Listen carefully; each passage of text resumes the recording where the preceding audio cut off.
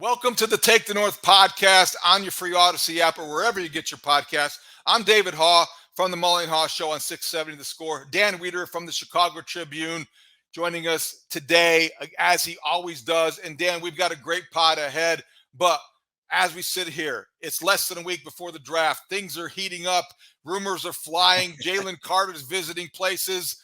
Where would you say the Bears are in terms of, are you hearing anything leaning one way or another? What's the best and latest, juiciest rumor that you've heard concerning the Bears? Look, I don't have any juicy rumors for you. I apologize for not coming to the table a little bit more equipped on that front. I just know that we are now in the home stretch of this and that Ryan Poles is ready to attack this draft. My colleague at the Tribune, Colleen Kane, is just finished up a story that will launch on Sunday in the Tribune about kind of this fist fight. This is how I describe it. This fist fight between patience and pressure that Ryan Poles has been in the middle of, first in the offseason as the owner of the number one pick and making that trade, now going into a draft, and just kind of feeling the human side of the guy who's running the Bears right now try to navigate this world that does have some choppy seas. It almost feels like the rapids, when you're going down and you're trying to make sure that you don't wind up on the rocks. And so I think that there's a lot at stake. I think Ryan believes very strongly in the team he's got around him. He believes very strongly in his philosophies as he goes into this. We're going to get to learn a little bit more about that next week when he speaks before the draft. We'll learn a lot more about it when he speaks after each round of the draft. And I just think we're nearing now, David, a point where the story of the Chicago Bears actually advances from rumor and speculation to reality. And that reality is going to be absolutely compelling for us to kind of absorb and then interpret. I'm looking forward to seeing how he handles Tuesday's address to the Bears media, just in terms of everybody has an approach and everybody understands that you can't be very forthcoming. But there are signs sometimes or hints that are dropped along the way. And I think he will be asked about his rationale and his thought process as it pertains to Jalen Carter, especially because of, I think he's as compelling and as polarizing of a prospect as is in the first round of this draft, and where he goes is going to be maybe indicative of how the rest of the first round goes. I don't know if he's going to be the key figure as much as I maybe did a couple weeks ago, but he visited the Lions. They have had their kind of impressions of him.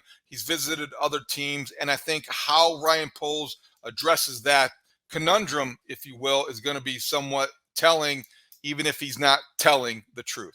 Look, Jalen Carter and the four quarterbacks are the key pieces of which direction this thing's going to go in the first 2 hours of Thursday night, and it's going to be really interesting to watch. To your point, I think as reporters, you walk into that pre-draft press conference every year understanding that you're most likely going to take an L in terms of getting substantive information, but it doesn't stop you from trying to find a way to glean a little bit of insight or a gut feeling or just something, reading body language, interpreting the way something is said to try to help you understand the direction of a franchise. I know Rich Campbell and I used to spend almost a few hours the day before that presser trying to figure out, is there a way we can ask question A that somehow gets you into the mind of the general manager who's going to be in that position, hiding his cards, making sure he doesn't say anything that can be used against him, making sure he doesn't tip off what the draft board upstairs looks like.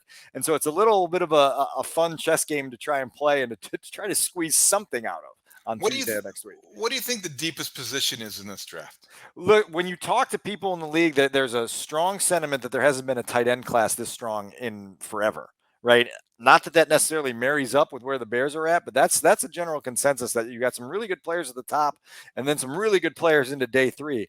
You hear also that the edge rusher class has some sneaky depth to it. And that is why I've kind of, as we've gotten closer and closer to draft night, thought, man, offensive tackle might be the place where you want to shop first if you're the Bears because of the drop-off there, right? Because there's a sentiment that these four offensive tackles, Peter Skoronski and Paris Johnson and Darnell Wright and Broderick Jones, then you have a big drop-off before you get to the next one. And so maybe you need to address that first with a faith that the depth at another position of need, like edge rusher, like someone to rush the quarterback, is going to be there. And you can get a day two or a day three guy that can help you in a way that's more valuable than waiting on an offensive tackle on day two. So that's kind of the short of that. We know the guys at the top of the draft as edge rushers. We had a segment on the Mully and Haugh show earlier this week about sleepers at Yeah. edge rusher. And you know who I liked? Tell me. The edge rusher from the Mid-American Conference and Eastern Michigan, Jose Ramirez, who is very similarly built like another former MAC pass rusher that the Bears got to know very well, Khalil Mack. So I'm not saying he's going to be the next Khalil Mack, but I do think the Bears, who, by the way, went back to the MAC last year to get a pass rusher, Dominic Robinson, could do that once again. Well, we know your affection for the Mac, certainly, and that's certainly going to show itself again and throughout. I like that you have a sleeper, a guy there, and give me the name again so I can star him on my sheet for next Jose week. Ramirez. Okay. He is an outside linebacker type, edge rusher, 6'2, 252. That sound familiar?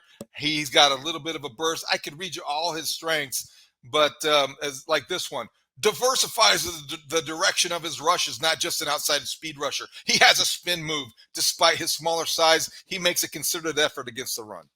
I like it. Sounds like a good scouting report. Let's bring him in, and then we'll do the full vetting on him. I'll tell you a couple guys. Obviously, I'm a guy who, as we've documented more than once, gravitates towards playmaking receivers at times.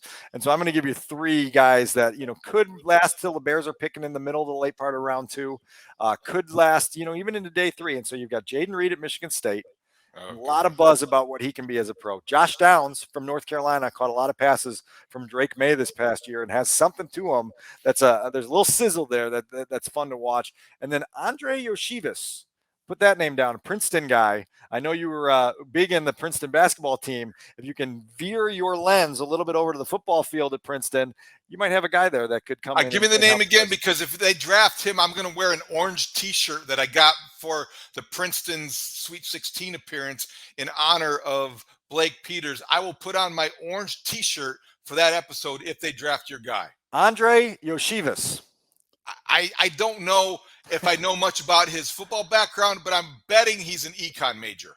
Bigger guy, has a chance to make some plays. There's a lot of optimism in certain circles about the developmental potential.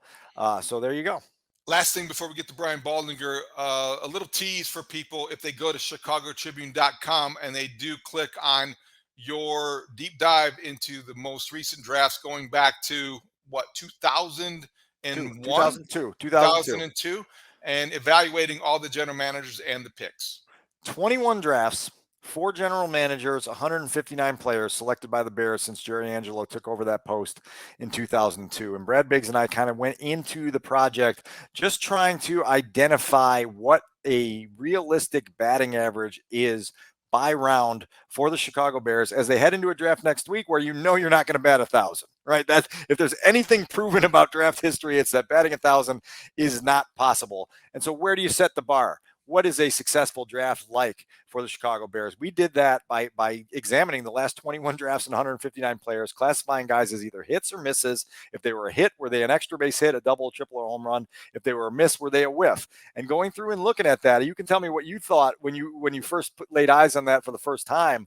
I think it was a jarring experience to see the number of times, particularly in rounds 1 and 2, that the Bears thought they had something that they didn't actually have. And then it was the years that they actually did have something that they actually had in those positions, and then built on it with multiple drafts in a row where you go, oh, okay, so that was the catalyst that put them on the road to the playoffs, that put them on the road to the Super Bowl. And now how do you kind of replicate that if you're Ryan Poles by just understanding that you can't afford whiffs and you better be able to find extra base hits at all levels of the draft? What stood out to me in your guys' research was that really how well the Bears had done in the second rounds and the fourth rounds, which I thought that you could really have guys, and there's isolated examples in every round, which are hits, certainly Lance Briggs in the third, and there's some fifth rounders of some note. But I think the second and the fourth stood out to me in terms of success and the lack of success in hitting on first round picks, which I think explains a lot of why the Bears have struggled to the extent that they have struggled. Yeah, I mean, you read those first round names and you almost feel the punch to the gut again, and you go, oof, oof, oof.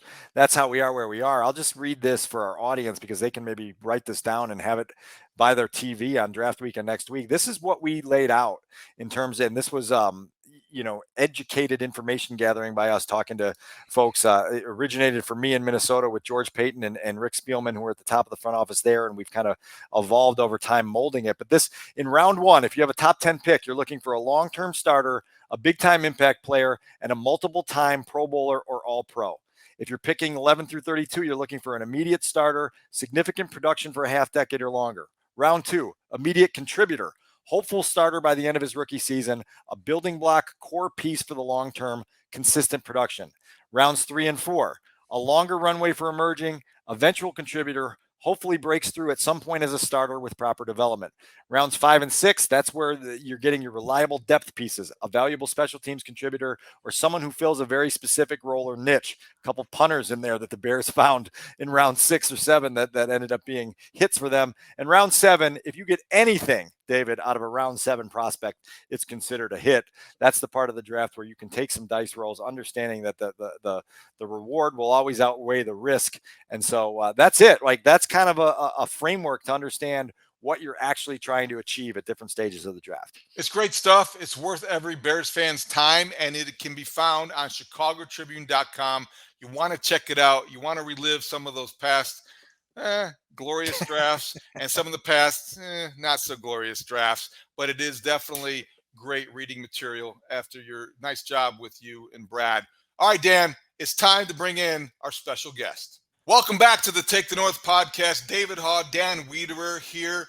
You can get us on your free Audacy app or wherever you get your podcasts. And now it is our pleasure to bring in the Audacy NFL insider, Brian Baldinger, Baldy, and his In The Huddle co-host, Jason La Canfora, hosting the Audacy NFL Draft Show Thursday, April 27th, 6 p.m. Central, through the entirety of the first round. Looking forward to joining you guys on that show. It'll be streaming live on the Audacy app and the Audacy Sports YouTube page. Leading up to the draft, check out Baldy's prospect breakdowns by listening to In The Huddle wherever you get your podcast. Baldy, how you doing today? I'm fantastic. I'm here in Fort Lauderdale. I'm looking at a beautiful scene outside my window here. And I can't think of anything better to do, honestly.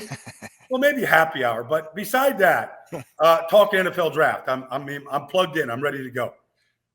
Well, the Bears here in Chicago have moved down from the 1st to the 9th pick, and that has created a lot of great topics. Is it all offseason?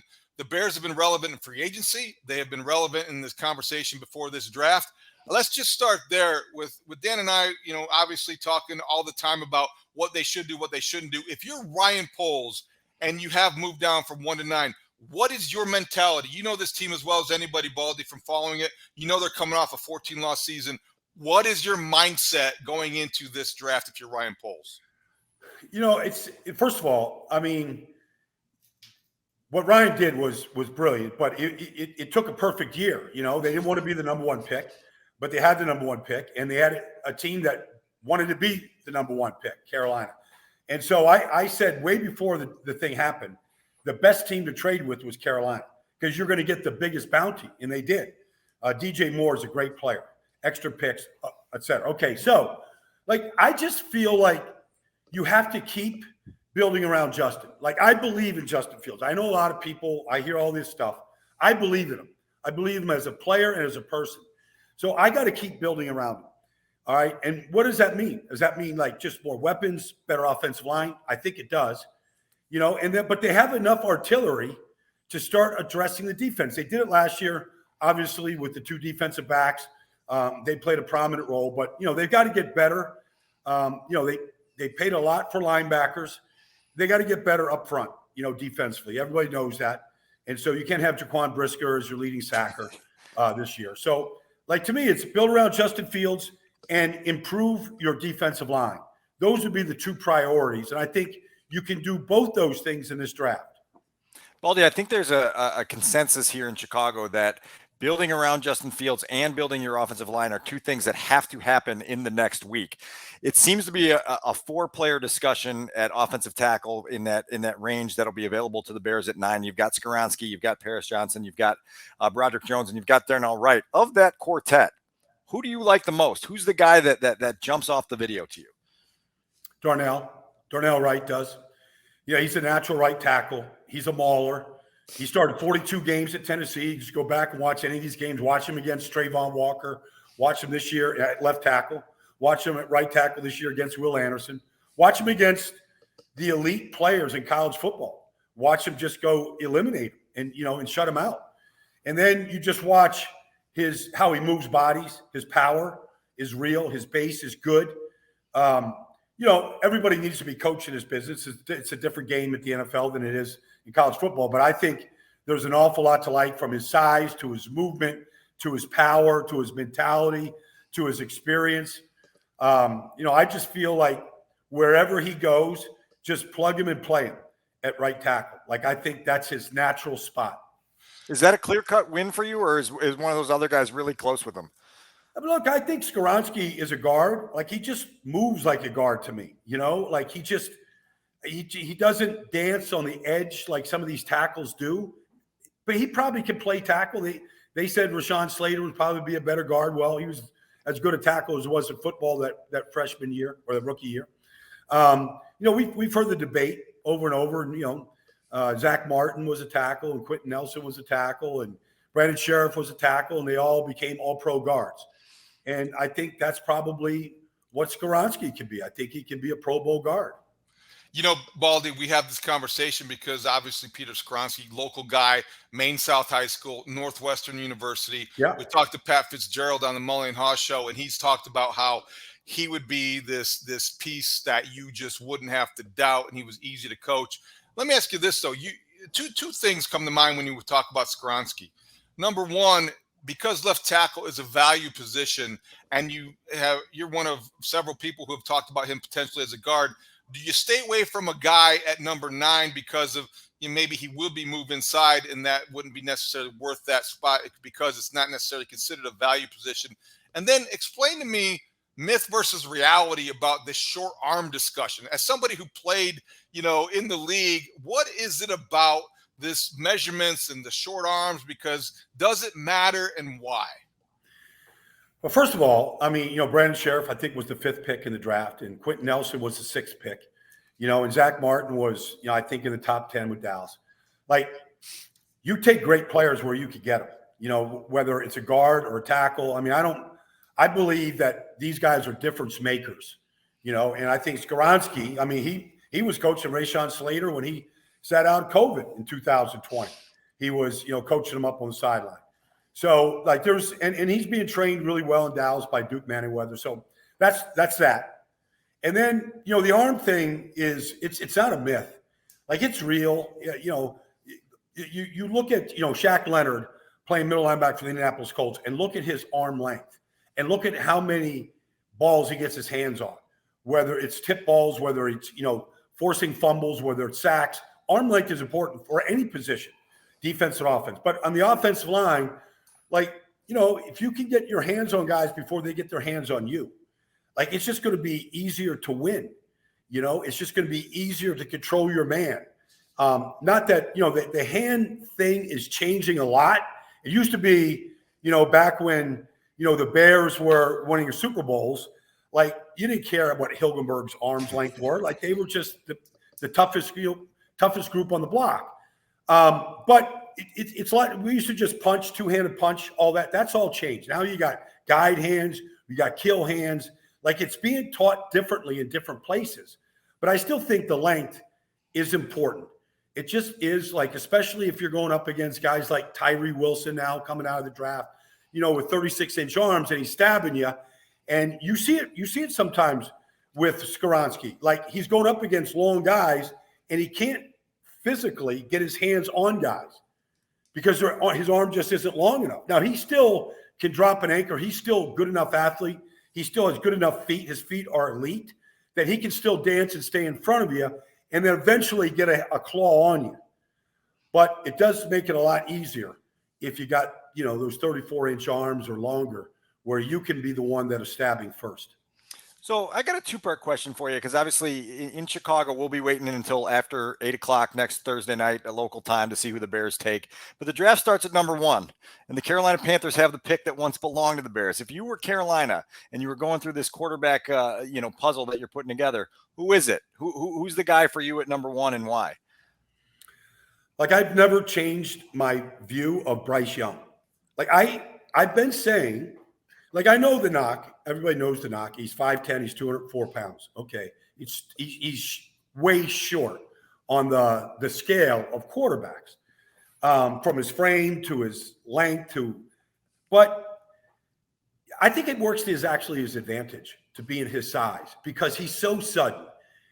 He's like that boxer in the middle of the ring that can just parry a punch, like without moving very far, like just inches. But he's so sudden. He's got a GPS thing in his head.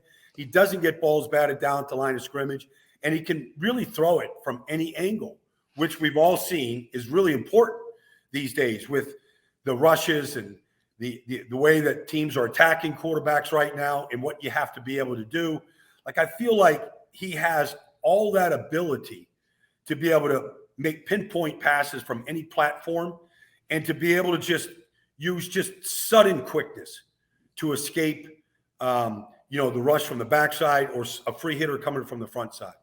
My second part of that question is because the Bears did once own that number 1 pick, that presented an obligation for them to at least do the homework on this quarterback class. You obviously expressed your belief in Justin. If you were Ryan and you were kind of sounding this out with the team you had around you, how do you sort of weigh that number 1 quarterback in the class, Bryce Young, versus what you have in house with Justin Fields? And what is it that compels you to stay on the path with Justin? Well, I saw improvement last year. I mean, I don't know what they were doing when they threw him in there against Cleveland, to start his career. Like, that can ruin a guy, what they did to him that day. Like, it was hard. It was hard for all of us to watch that debut. He wasn't ready, and you don't do that against Myles Garrett and Jadeveon Clowney. You just don't do that stuff. Anyways, they did it. Okay, he took his licks. All right, I saw Troy Aikman get sacked a ridiculous amount of time in '89. I saw when he came to Philadelphia, Reggie White and company just abused him. But, that was it. He took his licks, and then he just got better.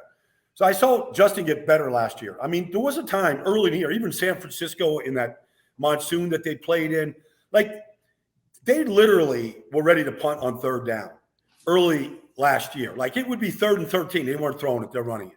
They're like, we're going to protect this kid. I like what they did. And then by midseason, he's making these splash plays. He's got Detroit on the ropes. He's got Miami on the ropes.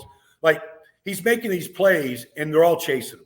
And, and then he's making some of these throws against Pittsburgh, and you just go, he's coming. He's coming along.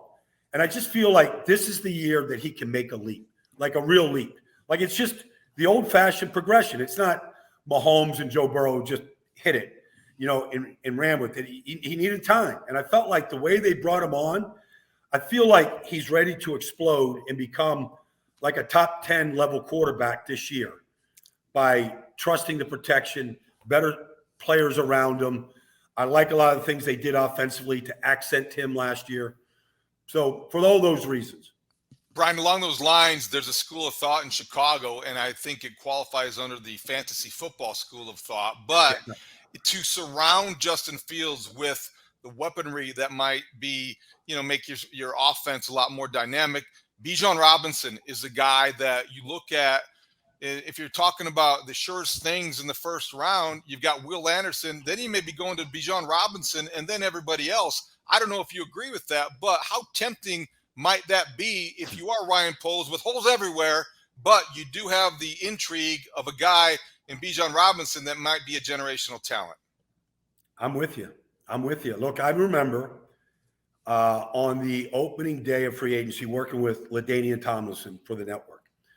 And LT said, look, if they want to franchise tag Saquon, why don't the Bears just go sign him? Like, put Saquon behind Justin Fields, upgrade the offensive line, and have a feared rushing attack between those two. And so here you are with Bijan, a younger version of Saquon, maybe a better version, who knows? But I'm with you. Like, I feel like the Eagles shouldn't pass on Bijan at 10, go draft a guard at the 30th pick, keep the best offensive line of football, help out your $51 million quarterback, keep the offense elite, and just, keep marching and make sure you keep putting up the points that they put up last year. But you could take that same philosophy with the Bears, and I don't think you're wrong. I don't think you're wrong to do that. And I'm not necessarily the guy that wants to take running backs in the first round because of the injury history, but I might be willing to do it right now just because I know how much it could help everybody in Chicago, especially Justin Fields right now. Just as an extension of that, I haven't found anyone in the league that sets Bijan Robinson's floor at anything lower than highly productive standout running back, right? Safe pick, certainly productive. When you watch him, what are the things that kind of give you that adrenaline rush? Well, he does have one-step suddenness. Like I was just watching him against Iowa State, and he made this cut, and he just saw it so fast, and then he made another cut after the cut to make two defenders miss in the open field. And you go, okay, that's what we saw Breece Hall do last year, but this is probably bigger, stronger, faster than Breece, okay? And Breece was on his way to being the rookie of the year before he tore his ACL, and that's why teams are hesitant to take running backs. Breece probably wins the rookie of the year last year, rookie offensive player of the year, if he doesn't tear that ACL. So that's what you see. Now, look, I could also say, go watch him against TCU and Alabama, and on 33 carries, he gained 86 yards, and a bunch of those carries, he didn't gain a yard. And you go, okay, look, pedestrian.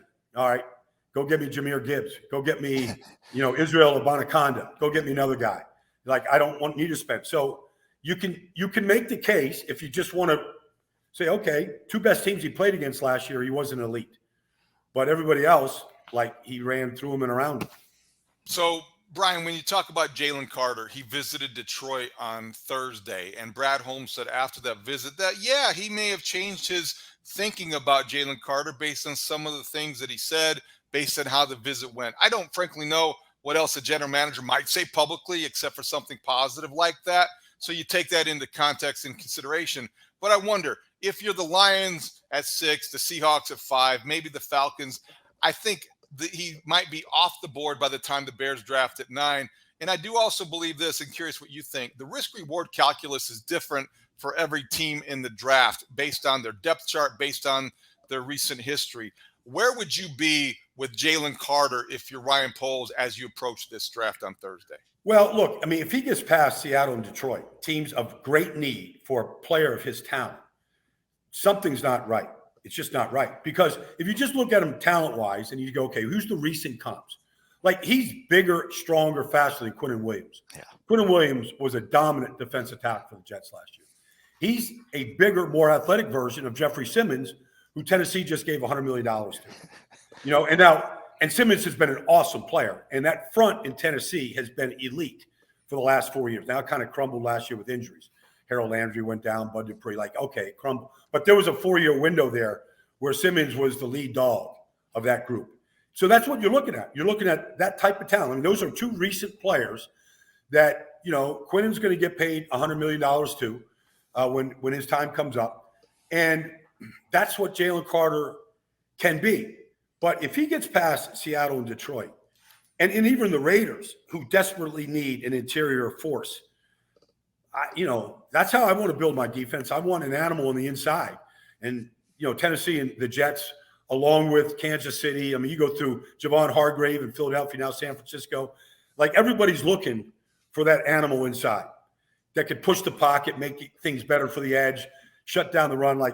That's what he should be. But if he's dropping, teams aren't comfortable with whether it's off the field or just the, whatever burns inside of him. Hopefully it burns hot. But if it doesn't, these teams are pretty adroit at figuring that out. What would be the biggest things that would impact your comfort level, knowing what the tape looks like? What would be the biggest things that would make you a little bit hesitant or uncomfortable? Well, look, Georgia is a different. I was on the phone with the general manager today, and I was just saying, look, Kirby Smart is smarter than all of us put together, obviously. What he's doing in college football is he's revolutionizing it. But it's also frustrating to evaluate players in that scheme because, one play, Nolan Smith, he's basically contained rushing. They got some crazy blitz coming, and it's getting home. But Jalen Carter's not rushing. He's dropping. He's doing something crazy. You just go, I just want to see these guys rush. Let me just go watch them. Every once in a while I'll see Jalen Carter just, set and just club somebody into the middle next week.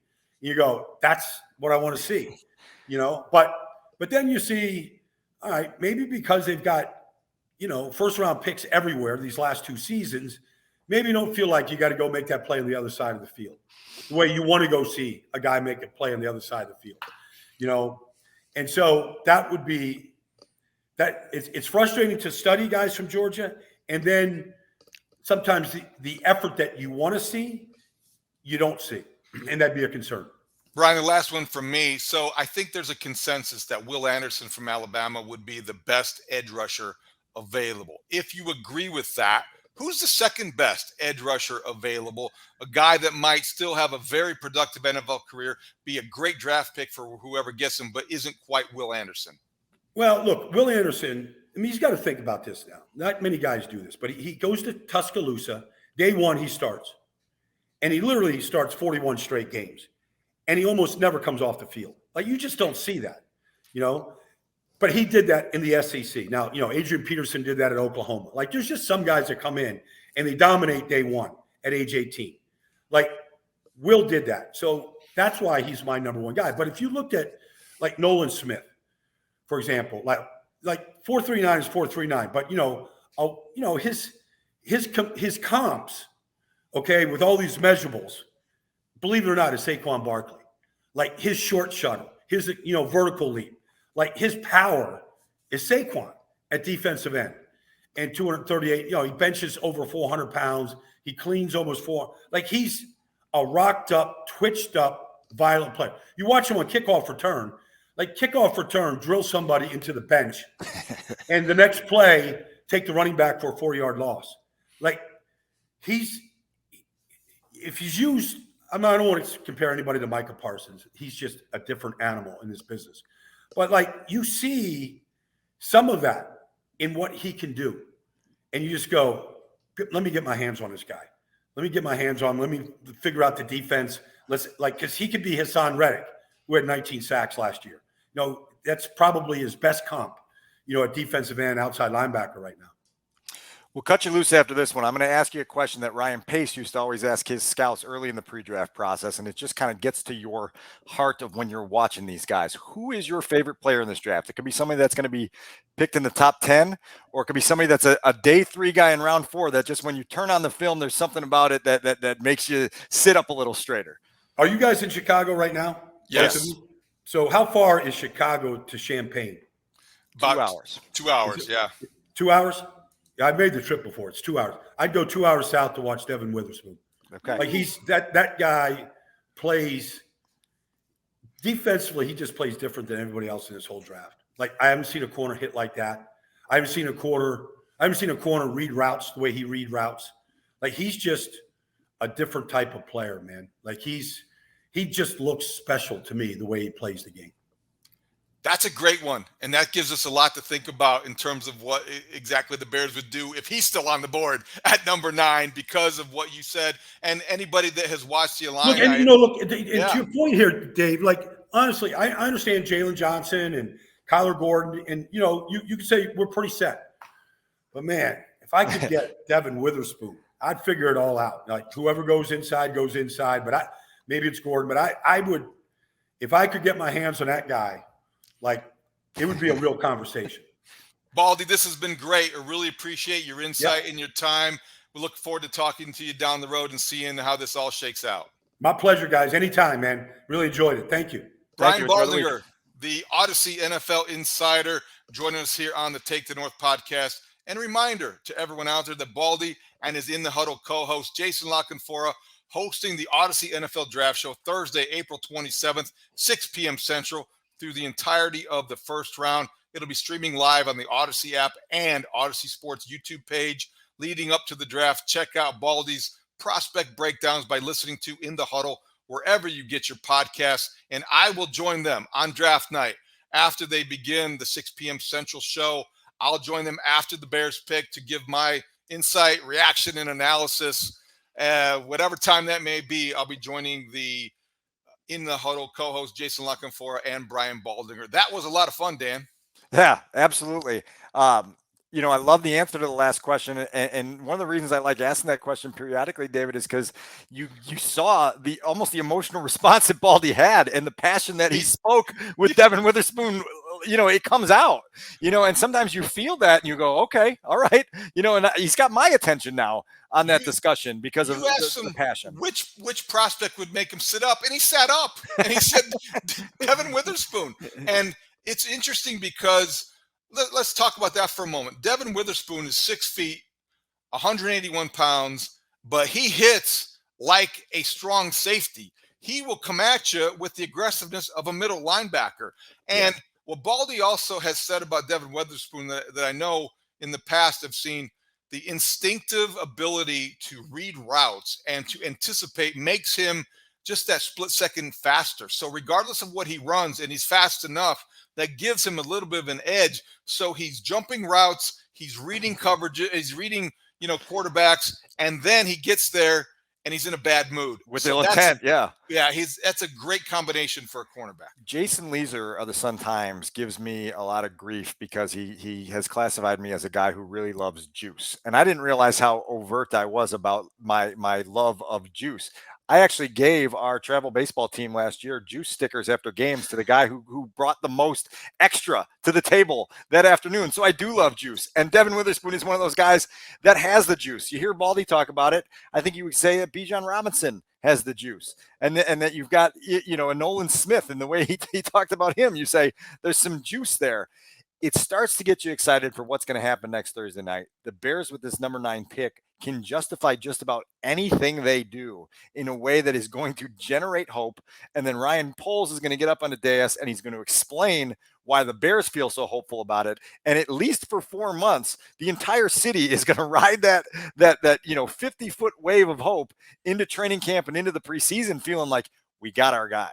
Two things I think are worth reinforcing based on what Brian Baldinger said, at least to me. Number one, Bijan Robinson might be, in your words and analogy, a juice that's worth the squeeze, right? Because this is a guy that is special, and he would be somebody who would galvanize the city behind this pick. He would be somebody that would re-energize Bears fans if they need to be re-energized. I think people are excited already, but you get the point. So I think that Bijan Robinson being in play based on what Baldy had to say was interesting. Also, Dan, his point about Jalen Carter should not be ignored or dismissed. Mike Mully and I kind of disagree on Jalen Carter. I have said, as you know, I would probably take him off the board and be very cautious moving forward.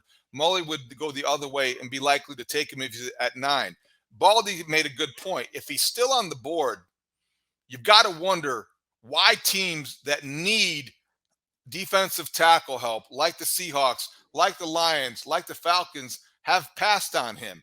And if he drops to you, there's probably a legitimate reason why he's dropping. And if you're Ryan Poles, you got to be very careful in the draft. You can't screw up in taking somebody who might screw up your draft. So I got a two-pronged response to that. The first thing I would say is I can't be guided by other teams' pre-draft reviews of players. Like, you can't allow yourself to feel anxiety about what other people are doing and passing on a player. And so the Bears have to go into this draft 100% comfortable with their research, 100% comfortable with their assessment and evaluation of the player, and be ready to react if and when he's available at number 9. The second part of that conversation is that, you and I talked about this on the score earlier in the week, that this isn't a yes or no vote on Jalen Carter if he's available at number 9. It's whether he's the best option for you based on the players that are on your board available to you at number 9. And there may be a situation where you say, yeah, we really love Jalen Carter, the player. We have some questions about character. We have some questions about how he's going to handle the off the field maturity that we're going to ask him to do. And by the way, there's 2 or 3 other prospects here that are going to help us sleep better at night. And we know that there are also going to be really good players in this league. We think that Peter Skoronski is going to be a dependable professional for a decade or longer. We think that Nolan Smith can be a chess piece in our defense. And so we're just going to steer down this lane, not necessarily voting no to Jalen Carter, but just deciding in this moment of truth that we've got an option that helps us feel better inside. And ultimately that's what it's going to come down to. I think that sounds really good and rational, but I also think that if there is a consensus that Jalen Carter talent-wise is on top of many draft boards, maybe even yours, then what you just said probably is more rationalization than real, isn't it? Because if he is the best player, you would take him without any qualms just from a football perspective. But I don't think you're making purely a football decision when you're drafting not. 9th. So that's what I mean. You're not. Yeah.